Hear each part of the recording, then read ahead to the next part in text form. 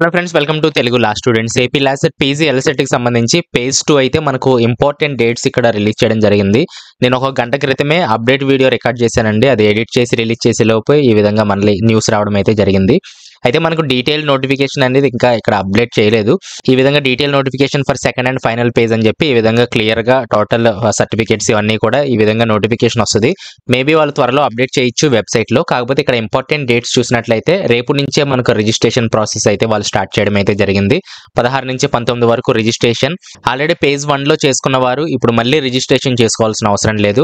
ఎవరైతే టోటల్ గా page 1 miss అయిపోయారో వాళ్ళు ఫస్ట్ నుంచి కూడా ఈ ప్రాసెస్ ఈ స్టెప్స్ అన్ని కూడా ఫాలో అవ్వాలి. ఎవరైతే టోటల్ గా మిస్ అయ్యారో ఫస్ట్ రిజిస్ట్రేషన్ చేసుకోండి రేపటి నుంచి 19 వరకు. తర్వాత సర్టిఫికేట్స్ అనేది అప్లోడ్ చేయాలి. రిజిస్ట్రేషన్ లో భాగంగానే వాళ్ళు వెరిఫై చేస్తారు 21వ తారీఖు వరకు. వెబ్ ఆప్షన్స్ 19 నుంచి 22 వరకు మనం పెట్టుకోవచ్చు.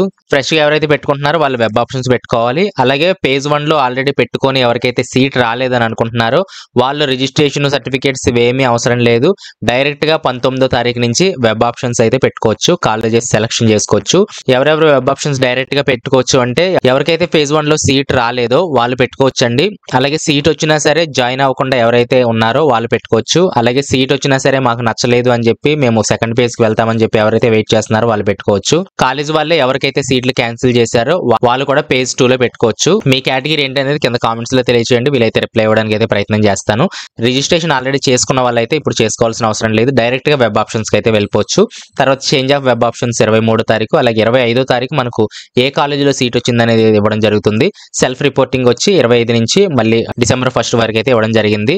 ఇవి అయితే ఇంపార్టెంట్ డేట్స్ ప్రస్తుతానికి. మళ్ళీ మేబీ ఏమైనా ఎక్స్టెండ్ చేసే అవకాశాలు ఉంటాయి మధ్యలో. మొత్తానికి అయితే ఇంపార్టెంట్ డేట్స్ ఈ విధంగా వాళ్ళు రిలీజ్ చేయడం జరిగింది. టైం టు టైం అప్డేట్స్ అయితే మళ్ళీ వీడియోస్ చేయడం జరుగుతుంది. ఏమైనా కామెంట్స్ ఉంటే కింద తెలియచేయండి. లేదా డైరెక్ట్ గా నాతో మాట్లాడాలంటే call me for app download చేసుకుని నిమిషానికి 3 రూపీస్ చార్జ్ చేయడం జరుగుతుంది.